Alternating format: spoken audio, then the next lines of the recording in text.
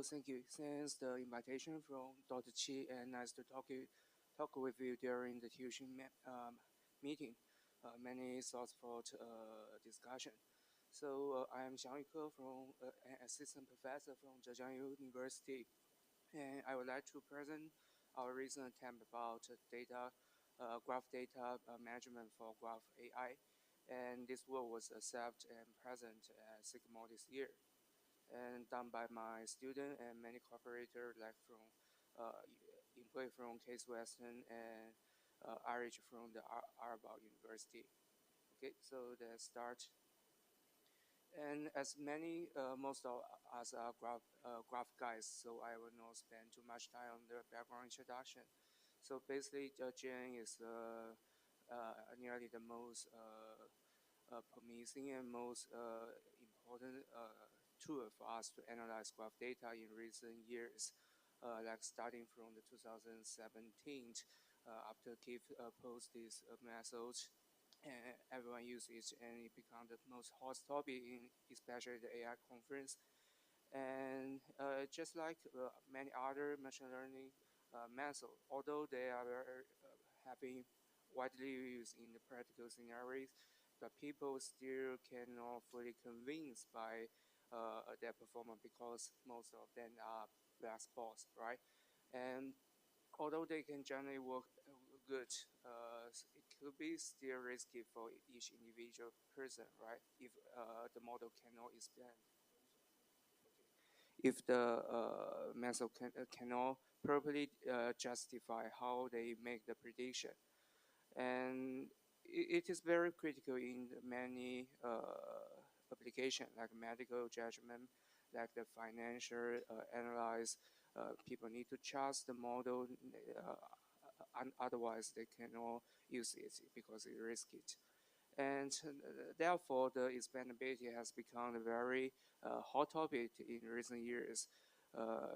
And now we may focus many kind of expandability method, and the most widely used one is the post-hoc expandability, basically talking about what's the most critical part in the input contribute to the final prediction. Like here, this colored subgraph color subgraph in this example contributes most to the final prediction of like this red note, I think. And because in most of our daily graph data, the graph size could be very large, right? So this kind of expandability narrow down the scope for the domain expert to investigate, to learn from it, to learn the prediction criteria of your model, right? So today we'll focus on this type of expandability and see how our graph database concept can help. So this is a quick demonstration of many sort of work, like graph expander, which should be the first one from Stanford, and like G-star and subgraph chart. You can see subgraph X, right? And the last one, GVS, is our proposed method. And the bodied edges in this example shows the expand both subgraph given by each method. And we can see that most of them are still very large, right, and irregular, like the GN expander. It's a very big and long carbon range. Basically, this tells about the drug design. And we want to see that this drug, we have many candidates of drug, and we want to see that which part of this chemical component is most critical to the functionality of this drug. And we have another label in this data set. It's about the mutagen property. Mutagen means that whether this drug will lead to some gene change, and which will be very risky, right? So we want this drug to have the full functionality while maintaining the non-mutagen properties. And this kind of very large explanation still can hinder the Donnet-Esper from analyzing node prediction period of meso. And our high-level theory is that we further break down the expandable subgraph and make it a few little patterns, and these patterns can fully confine to how meso work, how they distinguish between mutagen and non-mutagen and property. And put them together, we can reconstruct the expanded subgraph. This is our high-level idea, and I will elaborate more later on.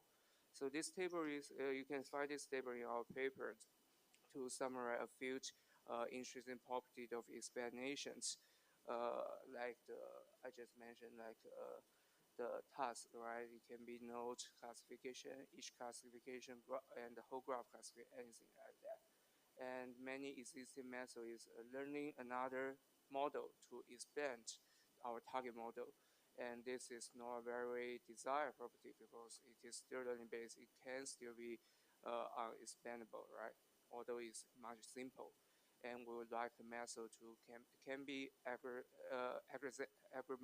method which can be mathematical analyzed. And like the MA is the model of analysis properties. It means that we just care about the input output of the data. We can do the explanation. We don't need to go into the structure. We don't need to know the every detail of the architecture of your model. And like this little like the label specific, size bounded, this kind of property is our client queryable and configurable. I will say more about it later on. Okay, so just what I mentioned in the last example, our design, the key problem of recent work is about is this not user friendly because it's oversized and hard to and could be hard to be assessed by the Donnet-Esper understanding from that. And the configurable things means that basically current method only provide single label explanation. Like we have a class, they can only produce for mutagen, non-mutagen, each of them. And we have a few label, a few class, we can only generate explanation for one of them. But actually, in many real world cases, we maybe we need to take care about many labels jointly, many class jointly, right? And sometimes we may need to specify the focus, right? We need to like 70% focus on the label one and 30% focus on the second one, right? So no existing method take care of this kind of property, and this is should have many reliable application. Like here, this is a quick case study on the social networks, and it's a social question answering, right? So two major patterns we note. One is the online discussion. Usually, some people pose one question, and many people participate in. No, this is a hot. Sorry, the first one is online discussion. Is that there exists some hot topic, and many people participate in answering and discussion this topic. So it's more like a star-like pattern. And the second one is the online discussion. It's a question answering. It's on social network. Someone usually ask some question, and some people like to answer question, right? So these two kind of people usually form the pattern like a bipartite graph, right? So if we keep fully focused in each label, we can successfully undercode this kind of pattern, the corresponding pattern. And if we adjust the attention like 50%, half and half, we can see some mixture of them.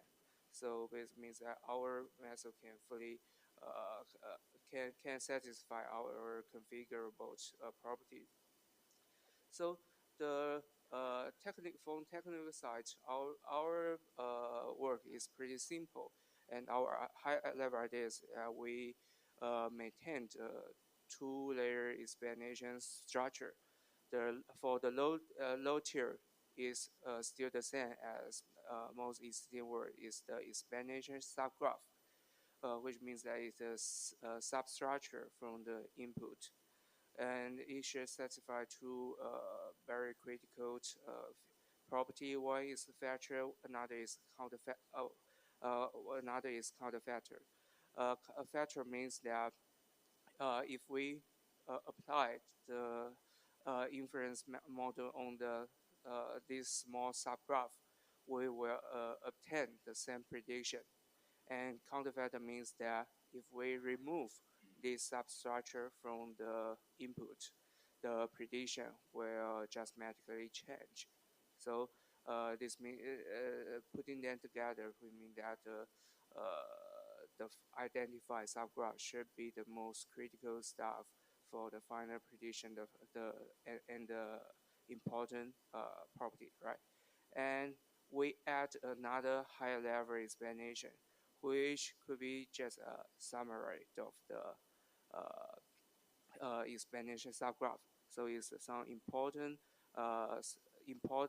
component from which we can reconstruct the explanation subgraph.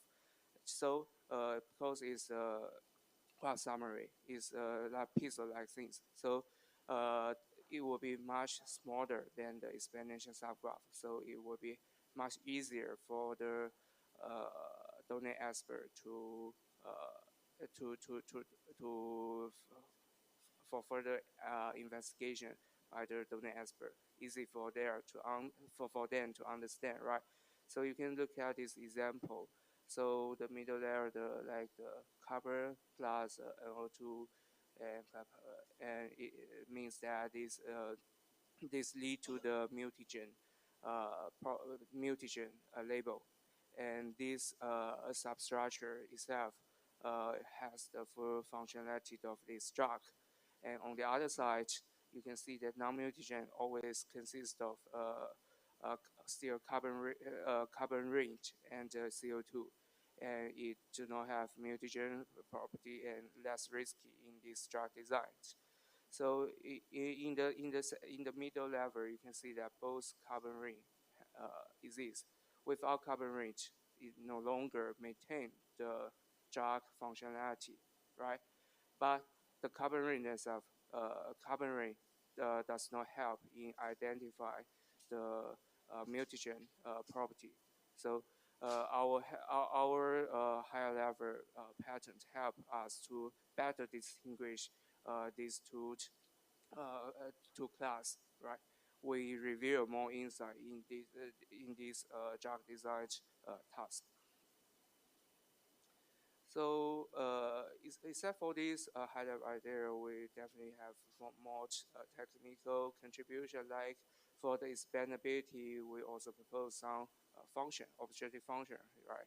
So here is very simple. It is just a inference score plus a diversity score and normalized by the graph size. For inference, I do not have a clear formulation and example here, but I guess most graph guys should know.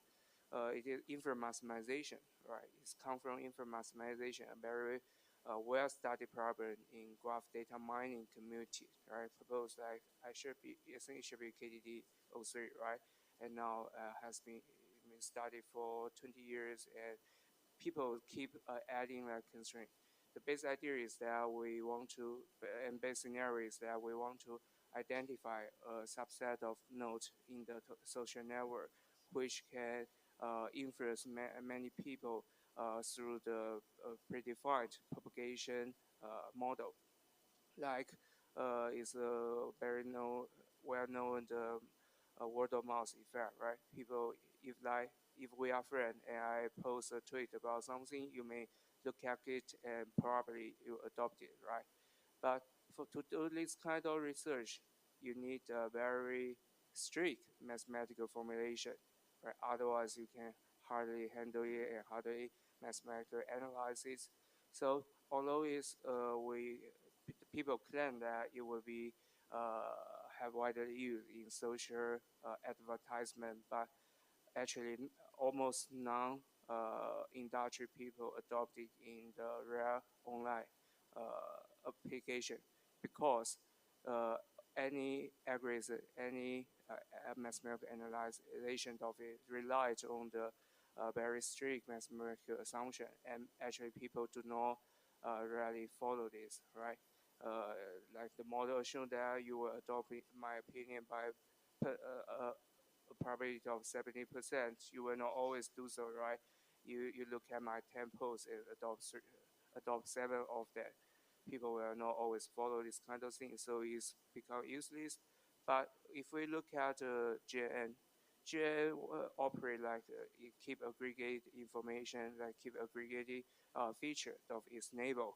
So this performs just very like the traditional IM do, right?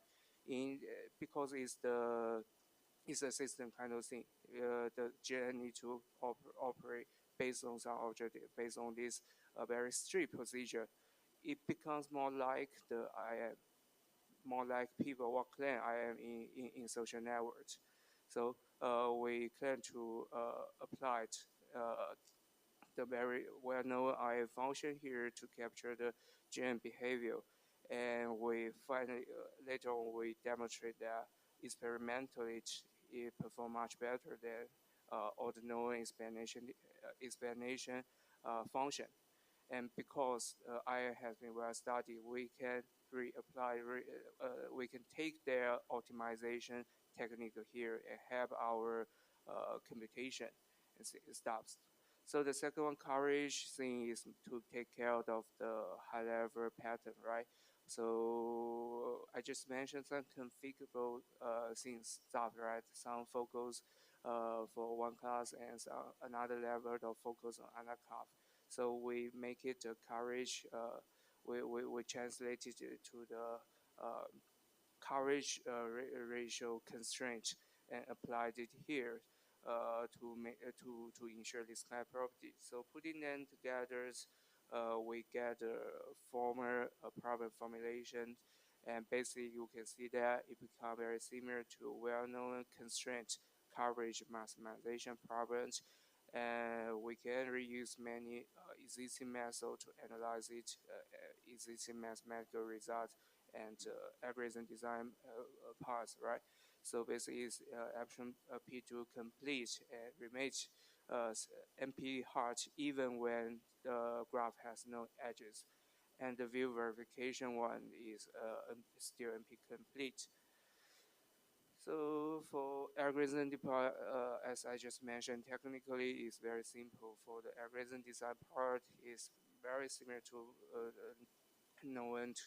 It just the intuition is just known greedy algorithm, because I just mentioned that it has become the constraint coverage maximization, right? And I do not want to explore the detail on this one because it's quite standard. And we have another extension about the streaming scenario and the approximation guarantee. We also have very similar approximation guarantee.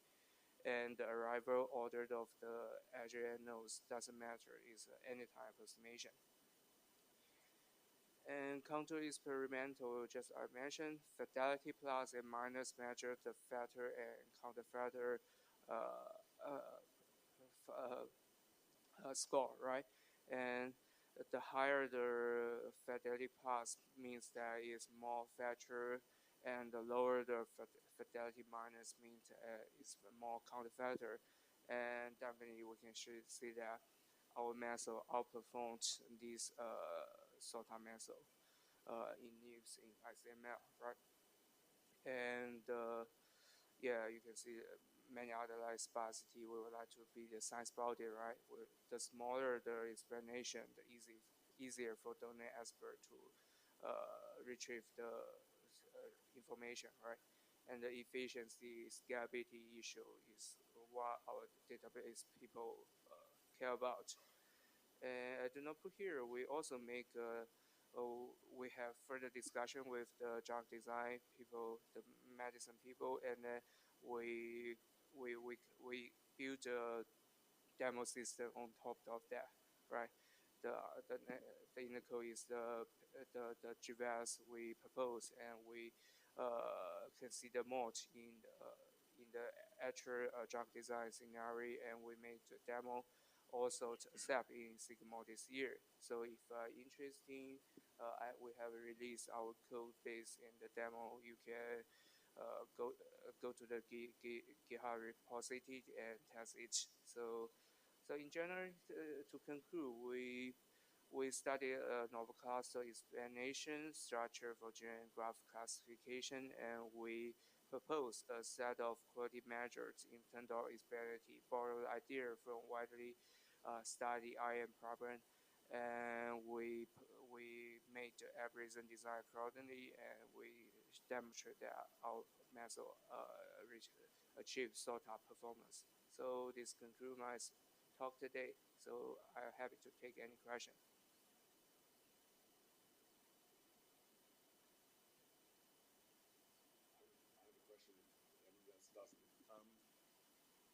This is an area I'm ignorant of, the GNN area. So I may say something stupid in my question, but it sounds like you're dependent on knowledge of the structure of the graph that's being worked upon, from which the subgraph is extracted, and that knowledge is expressed in labels about classes within, subtypes within that graph. Is that correct? So that if you don't, I mean, can you take a graph that you know nothing about from a schema perspective and apply these kinds of techniques and the extraction of subgraphs, or is it dependent on knowledge of the structure of the graph? Yeah, GN basically is the tool for some for some graph tasks like the node classification, link prediction, anything like that, right? So we don't care about the real architecture of this method, and this model is trained and provided by other like AI people. Yeah, right? yeah. They claim that this model can do this kind of prediction, and our task is that to which part of the input confined to their final output, their prediction, right? So we want to identify that which part of the input their model think could be the evidence for the final prediction, right? So this is the post-host explanation means. Yeah, I understand that. But when you talked about this, you said you referred to labeling and you referred to classes. Mm-hmm. So you were thinking there was some kind of concept of understanding the nature of the graph that's actually being worked on, and that was because if this subgraph comes out, and you might know a lot about the structure of the graph from which the subgraph is extracted, or you might know nothing about the graph from which the subgraph is extracted. And what I'm trying to understand is how much knowledge about the original graph is required in order to generate these explanation subgraphs. Are you aware of something about the nature of that graph, the topological nature of that graph, the type nature of that graph? What do you know when these are extracted? As the expander, right? As we are the expander designer, we do not know any specific idea, any knowledge about this input, right? We just want to identify, right? Based on our method, we identify a substructure which is critical. And why it is critical is for domain expert to identify, right? For them to investigate. So we want it easier for them to do this kind of thing. And you can see our claim, right? The existing method, they still identify a large portion of subgraph. And it could be irregular or something, right? It is still hard for them to investigate, to go deeper for why this is important, right? The model make the prediction. We help identify which part of the graph the model think is critical for them, and then the domain take over from there to see why this small subgraph. We give them this result, and they need to investigate. So whether this makes sense based on their knowledge or not. Yeah, yeah, Right. yeah.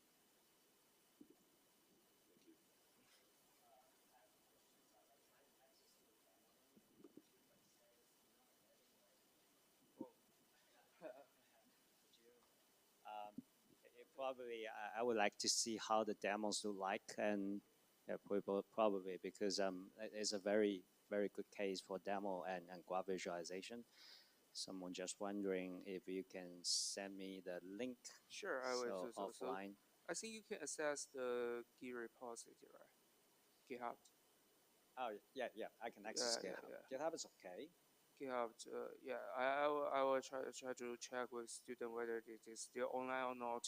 And definitely you can download the code from our GitHub and run it in your local end. Yeah. Yeah, but just I want to see. So the GitHub link can, I can run all the demo cases Mm-hmm. on the GitHub. Is that right? I guess so. Yeah. Okay. Yep. Great.